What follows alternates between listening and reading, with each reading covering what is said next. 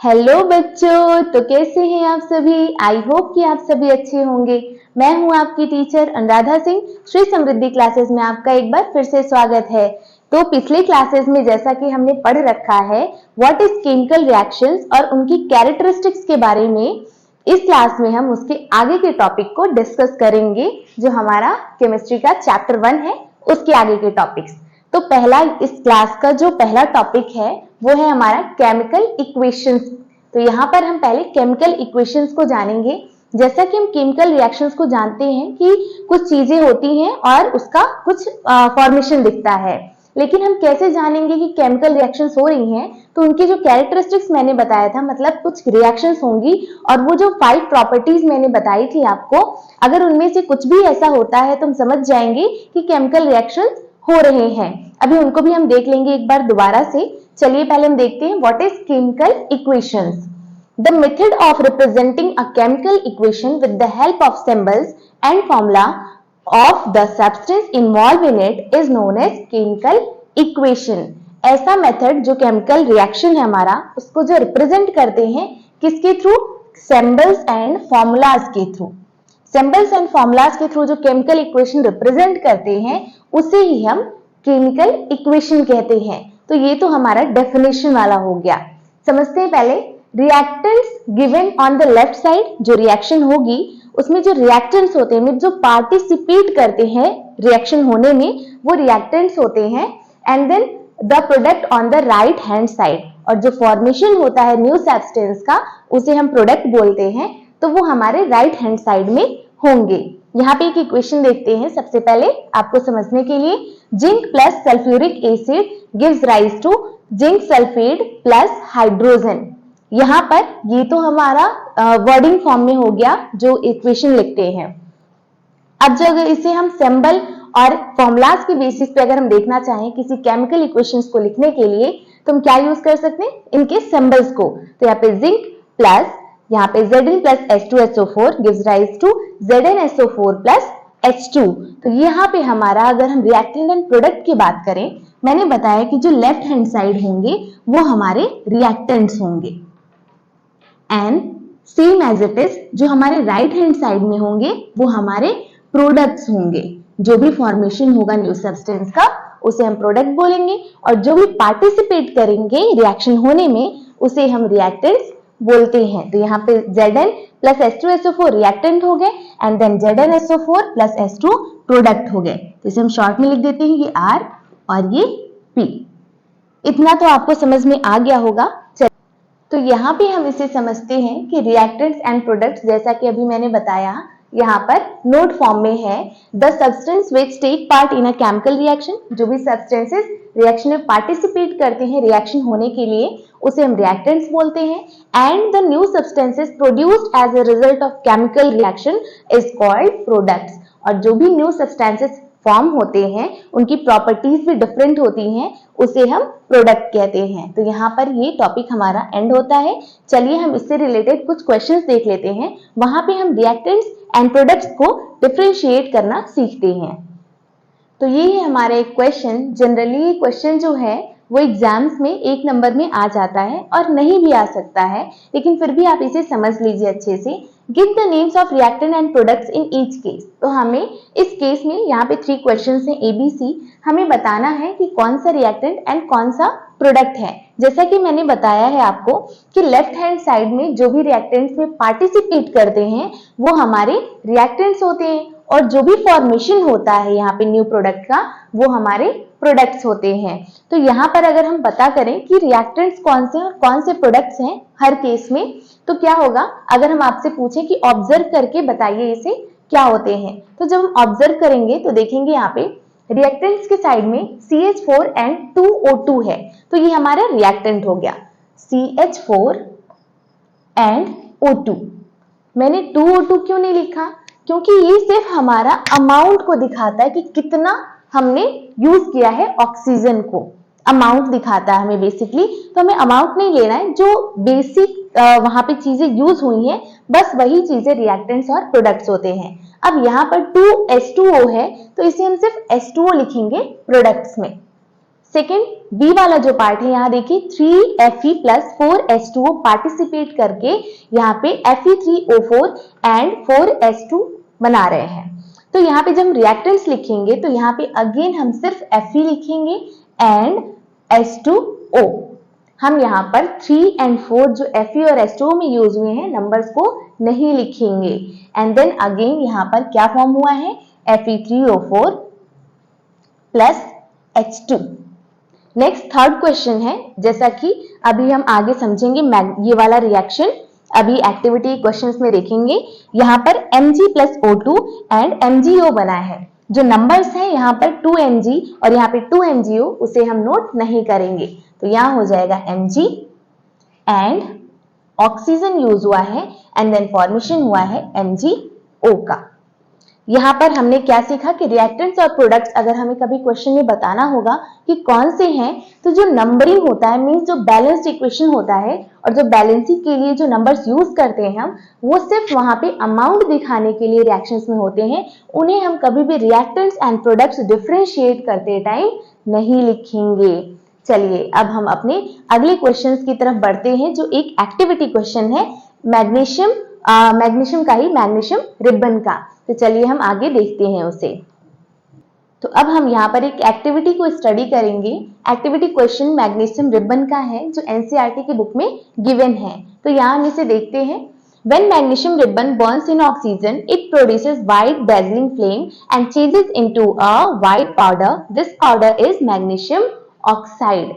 यहाँ पे क्या है, जब भी कोई चीज जलाते हैं ना हम एयर में, तो एयर में नहीं, अगर हम उसको लिखेंगे केमिस्ट्री में तो उसे हम बोलेंगे कि ऑक्सीजन में हम बर्न कर रहे हैं। मीन्स जब प्रेजेंस ही नहीं होगा ऑक्सीजन का तो कोई भी चीज बर्न होगी ही नहीं। तो मीन्स हमें यहाँ क्या करना है कि ऑक्सीजन में बर्न करते हैं मैग्नीशियम रिबन को, और वहां पर एक वाइट डेजलिंग फ्लेम प्रोड्यूस होती है और साथ में क्या होता है, चेंज हो जाएगा, वो वाइट पाउडर फॉर्म में चेंज हो जाएगा। यहाँ पे अगर रिएक्शंस देखना चाहें तो Mg plus O2 means magnesium ribbon plus oxygen gives rise to magnesium oxide, जो पाउडर फॉर्म में है। तो यहाँ पर ये रिबन है हमारा एंड ये गैस के फॉर्म में है, ऑक्सीजन गैस होती है, और यहाँ पर एक वाइट पाउडर फॉर्म में सब्सटेंस हमें मिलेगा। ये एक्टिविटी है हमारी, लेकिन इससे पहले कि हम मैग्नीशियम जो रिबन है उसको हम बर्न करें, उससे पहले हम उसे क्या करेंगे कि जो मैग्नीशियम रिबन है उसे हम बर्न करने से पहले सैंड पेपर के थ्रू थोड़ा सा ऐसे घिस देंगे। क्यों ऐसा करेंगे, आगे मतलब इन बिटवीन क्वेश्चंस में जब हम कराएंगे तो उसमें भी ये आंसर मिलेगा। इसे हम क्यों करते हैं, ताकि जो जब पैकेट जो होता है ना हमारा मैग्नीशियम रिबन का, उसके अंदर थोड़ा बहुत तो एयर जाएगा ही, एयर के साथ कुछ गैसेस जैसे ऑक्सीजन, कार्बन डाइऑक्साइड और भी एनवायरमेंट में गैसेस होती हैं, वो भी उस पैकेट्स में जाएंगी। और जो रिबन है उसके ऊपर एक थिन लेयर, बहुत ही थिन लेयर वहां पे ऑक्साइड का जमा हो जाएगा, मीन्स मैग्नीशियम ऑक्साइड वहां बना लेगा। और अगर वो ज्यादा देर तक रहा तो मैग्नीशियम कार्बोनेट भी बना लेगा। तो हमें करना क्या है कि उस सैंड पेपर से हल्के से थोड़ा सा रब कर देना है उस रिबन को, ताकि जो लेयर है वो मैग्नीशियम ऑक्साइड की वो हट जाए, और जब रिबन को बर्न करें ऑक्सीजन में तो वहां पर स्मूथली वो बर्न होकर के व्हाइट पाउडरी फॉर्म में हमें मिल जाए। तो इसके लिए उसे सैंड पेपर से थोड़ा सा रब कर देते हैं। जिसे सैंड पेपर नहीं पता कि क्या होता है उसे हम बता दें, जो घर होती है, जब हमारा पेंट होने को होता है तो घर पे जो मार्गरेट होता है उससे थोड़ा सा घिसते हैं वो लोग, कि ताकि जो वॉल है हमारी, अगर वो पुट्टी है या थोड़ा पेंट वगैरह लगा है या कुछ थोड़ा सा अनइक्वल है तो वो इक्वल हो जाए, ताकि पेंट करते टाइम एकदम स्मूथली फील आए और पेंट करने के बाद स्मूथ सा सरफेस मिले हमें। तो सैंड पेपर उसी को बोलते हैं, और वही मैग्नीशियम रिबन को थोड़ा सा स्मूथ करने के लिए यूज करते हैं। तो चलिए अब हम अपने अगले टॉपिक की तरफ आगे बढ़ते हैं। तो यहाँ पर हम अपने टॉपिक को देखते हैं, balanced chemical equation.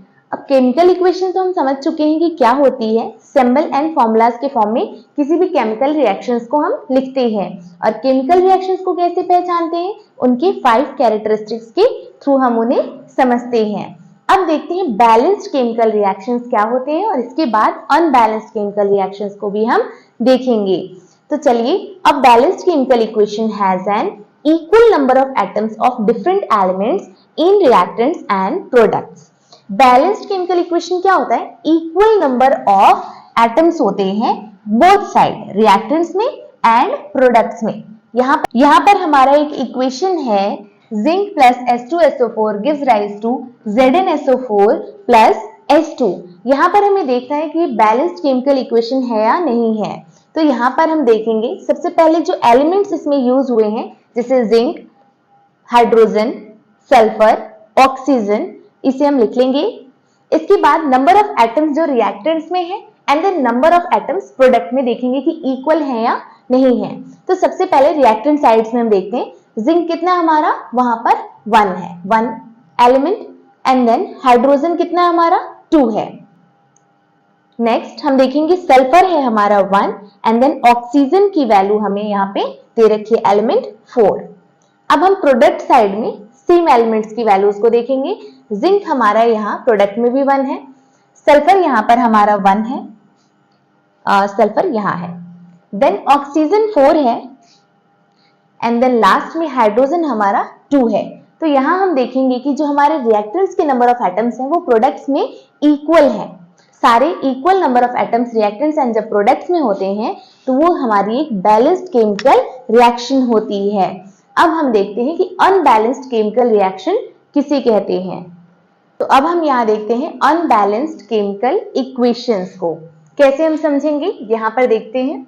An unbalanced chemical equation has unequal number of atoms of different elements in the reactants and products. This equation is also called skeleton equation. जो अनबैलेंस्ड केमिकल इक्वेशन होता है, जैसा कि यहाँ पे लिखा हुआ है, वहां क्या होता है कि unequal means equal number of atoms नहीं होते हैं डिफरेंट एलिमेंट्स के रिएक्टेंट्स एंड प्रोडक्ट्स के साइड में, और इसे ही हम स्केलेटन इक्वेशन के नाम से भी जानते हैं, अनबैलेंस्ड इक्वेशन को। अब यहाँ इक्वेशंस के थ्रू समझते हैं क्या है अनबैलेंस्ड इक्वेशन। जैसा कि हमने मैग्नीशियम रिबन का एग्जांपल लिया था रिएक्शन कराने के साथ, तो मैग्नीशियम प्लस ऑक्सीजन का रिएक्शन कराते ही मैग्नीशियम ऑक्साइड बन जाता है व्हाइट पाउडर फॉर्म में। तो यहाँ देखते हैं हम रिएक्शन को, रिएक्टेंट्स के साइड में जो मैग्नीशियम है वो कितने नंबर है यहाँ पे 1, एंड देन प्रोडक्ट्स में देखेंगे तो यहाँ भी 1 है। सेम एज इट इज अगर हम यहाँ पे रिएक्टेंट्स के साइड ऑक्सीजन के नंबर देखें एलिमेंट का तो यहाँ पे 2 है, लेकिन जब प्रोडक्ट में साइड में आएंगे तो देखेंगे यहाँ 1 है। मींस ये कैसा इक्वेशन हो गया, अनबैलेंस्ड केमिकल रिएक्शन का एग्जाम्पल है। तो अभी तक हम समझ चुके हैं कि balanced and unbalanced chemical reactions क्या होते हैं, और रिएक्शंस को देख के हम कैसे पहचानेंगे कि ये हमारा बैलेंस्ड केमिकल इक्वेशन है और दूसरा हमारा अनबैलेंस्ड केमिकल इक्वेशन है, दोनों में डिफरेंशिएट कैसे करेंगे।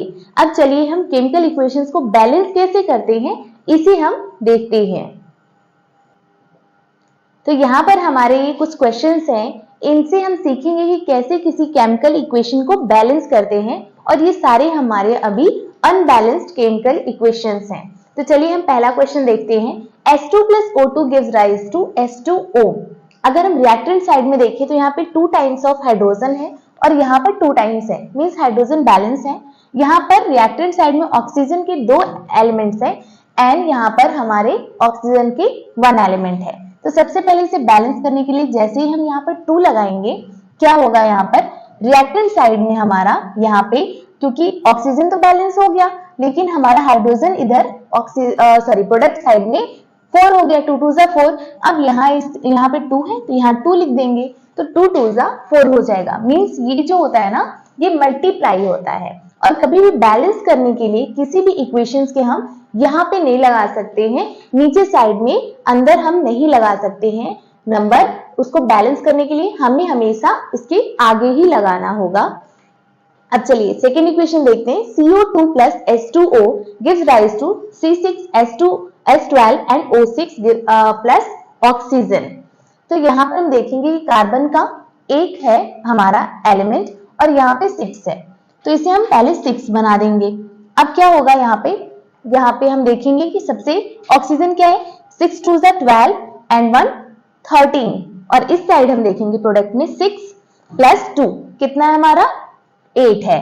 तो जब 8 है और यहाँ पर 12 प्लस 13 है तो हम हाइड्रोजन देखेंगे यहाँ पे 12 है और यहाँ पे 2 है, तो पहले इसे बैलेंस कर लेते हैं यहाँ 6 लगा के, तो 6 2 जा 12 हो गया। अब ऑक्सीजन यहाँ पे 12 प्लस 6 कितना हो गया 18। यहाँ पे ऑलरेडी 6 है तो अब हमें 12 ऑक्सीजन की और नीड है, तो यहाँ पे हमें 2 दिख रहा है और अगर हम यहाँ 6 लगा देते हैं तो यहाँ भी 12 हो जाएगा।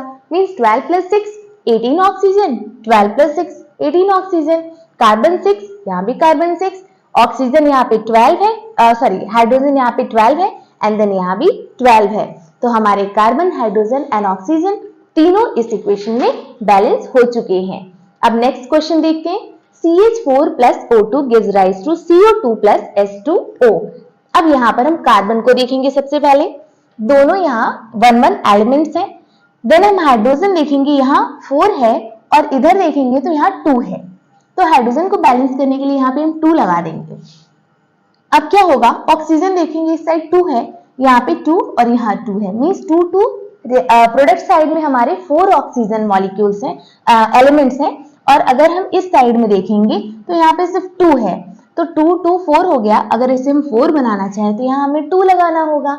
अब यहाँ पर हम चेक करेंगे इसे, कार्बन 1, हाइड्रोजन 4 एंड यहाँ पे हाइड्रोजन 4 है, ऑक्सीजन 4 एंड देन यहाँ भी ऑक्सीजन 4 है।